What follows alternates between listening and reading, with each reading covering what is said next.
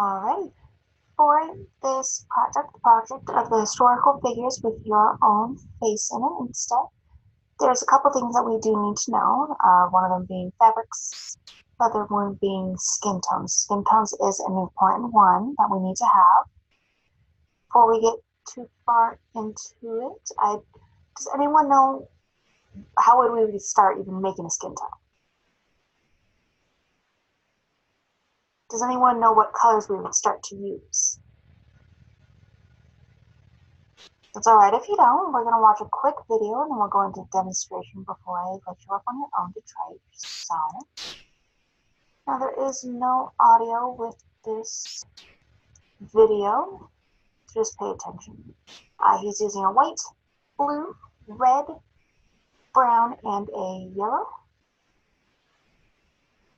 And he is also starting off with a white base, as we will be doing today as well.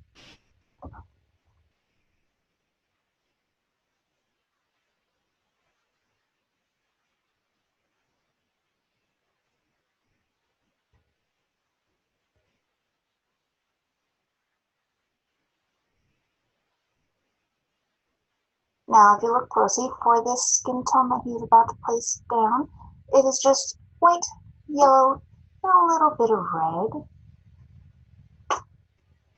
just in different combinations.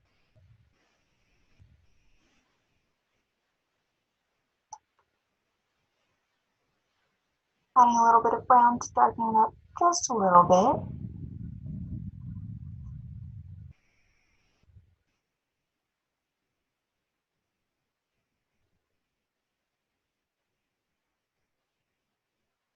Now, I'm going to go ahead and pause this here, get me back up. Now, for his, he was using a brown, blue, yellow, a red, and a white. For us, we will be using red, yellow, and blue, just all the three primary colors, and whites, and we'll be making our own brown.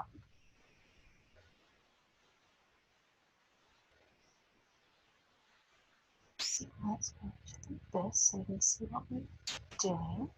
Alright, here I have all of my colors. I will be using it on a paper plate for a mixer. Now, start off with a white base. Now, it is important to know that during this, there is going to be tons of experimentation. Everyone's skin tone is different with different tones to use. Some are more yellow, some are more red. Everything is quite different. Now, I added a little bit of yellow into this. Still a little bit hard to see, but come on, right balance. It's there. Now, personally, I know that I am a more red hue, so I will actually be adding quite a big little dollop of red into mine. Now, ladies, if you wear makeup, or even gentlemen, I don't know, if you wear makeup, you know that everyone has different undertones. And these undertones are reds, yellows, sometimes a little bit of blue, and that makes a world of difference for everyone's skin tone. Now, everyone is very different, vastly different, and that is all right.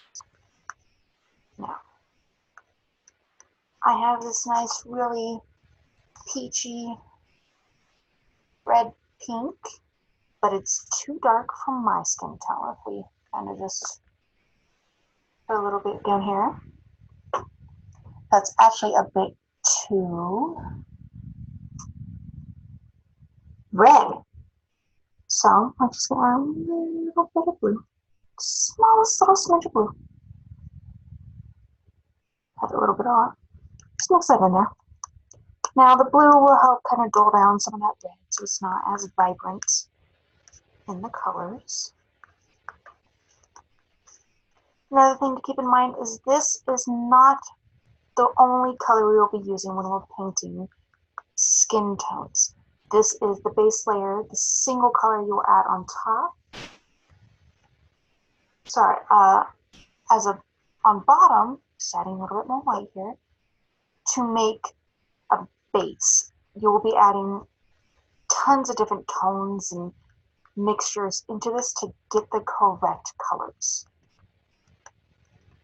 Now, I have a lot of practice with this, so this is a quick process for me. Just kind of gotta double check. Always double check your paints. Call that good. Now, don't put the paint on your skin. Put it on a piece of paper and compare as close as you can. That's the better way. Now, before I demonstrate how to demonstrate what I mean about the base layers, let's go ahead and mix up a brown. I'm going to take some red, some yellow, get us a nice orange. Now, since we are doing these in big batches, we need to be using a palette knife to mix the colors. That way we can get everything mixed up and there's no colors left over in our brushes that can interfere with our painting. Now, into that orange, we'll add a blue. Just keep mixing. Mix, mix, mix. If it turns a bit of a green color, then you just added a bit too much blue. And so just add a little bit more red in with it. Now, we have this nice brown color. This is what we will use for shadows in the hand, shadows such as here's in the face and such. We can also use this to make a skin tone, but let me demonstrate this real quick. Now, using our base layer, we're simply going to start to paint. Let's have a nose and a cheek. I am very sorry about the lighting. I'm not sure you can see too much about what I'm doing. Let me try this. Yes, that's into the cheek. Yeah, I'd be about there. Your other cheek. Down here goes into your mouth and your jaw. Not correct proportions, but we'll roll with it.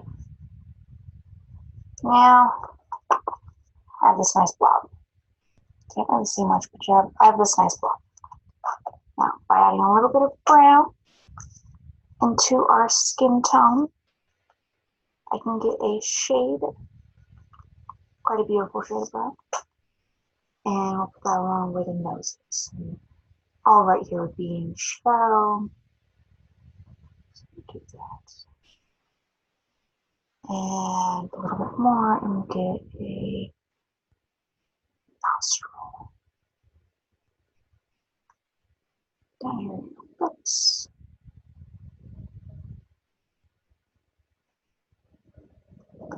Look at that. Already starting to get a face in that. Now, say you have rosy cheeks. So we're going to take a little bit of red and our skin tone. Mix those together. Not real bright red, mind you, unless it's real cold. But we're just going to add that on. A bit much. So just put back over it. Now, a favorite quote that my painting teacher would say is paintings are onions. There are layers upon layers.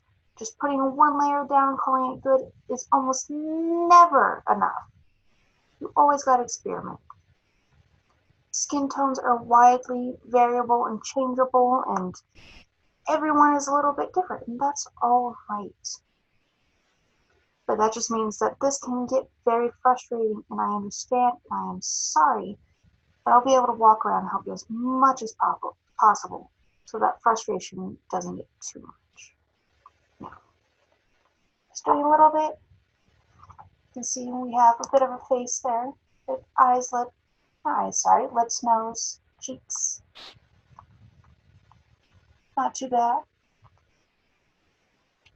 Now, another way to do this project is to start with your browns and then just add lots of white. It's basically the same thing we did over here, but we're starting from darks.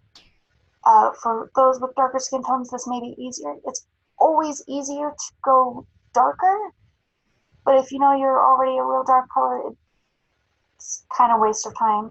So start dark and slowly add your whites in. Too much white and it just doesn't look right all the time. It dulls all of the colors out. So it may not always work. But no matter what, always make sure you have that brown mix so you can always keep it mixed with for your skin tones. Now I'm just gonna come up over here and look at you real quick. Skin tones and this project can be very frustrating. And for some students, if you don't get it right off the bat, it frustrates you very badly. Just know, I will be here to help. You're not alone. I'll help you as much as I possibly can. Won't mix your colors for you, but I will give you the tips, tricks, sit with you as you mix it. I'll help you as much as possible. Now, go ahead and go try and start that base skin tone. I'll be around to help out.